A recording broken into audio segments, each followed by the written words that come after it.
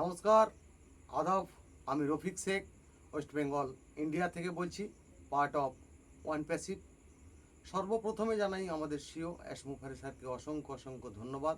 ধন্যবাদ জানাই ওপি চলপাল্টার মেন্টর গৌতম নস্করকে। খুব সুন্দরভাবে আমাদেরকে বোঝান এবং ওয়ান প্যাসিভটা কেমন হবে সেটা সম্বন্ধে আমাদেরকে শেখান।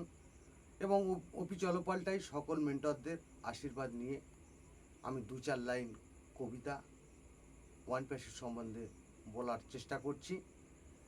যে পৃথিবীটা এত বড়, বড় স্বপ্ন কেন অ্যাসমুফারে স্যার দেখতে বলেছে সেইটার সম্বন্ধে আমি 2-4 লাইন কবিতা আপনাদের সামনে পেশ করছি।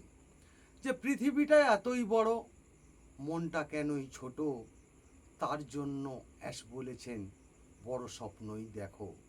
স্বপ্ন তোমার পূরণ হবেই, মনটা করই বড়, বাস্তবতা রূপ নেবেই, সেটাই তুমি দেখো। একা একা স্বপ্ন তুমি দেখো না কোনো দিন, এই স্বপ্ন পৃথিবীতে ব্যর্থ মূল্যহীন। স্বপ্ন দেখো মানুষকে নিয়ে চলতে শিখেছি, স্বপ্নের ভিতর থাকবে কিন্তু অনেক সহানুভূতি। স্বপ্ন তোমরা দেখবে কিন্তু ভেবো না অনেক বড়, স্বপ্নের ভিতর থাকেই যেন মানুষের পাশে থাকবো।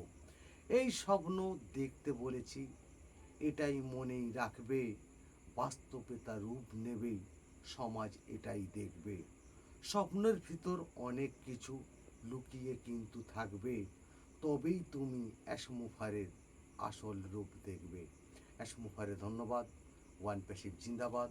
আপনাদের যদি ভালো লেগে থাকে লাইক, কমেন্ট, শেয়ার করুন। ধন্যবাদ।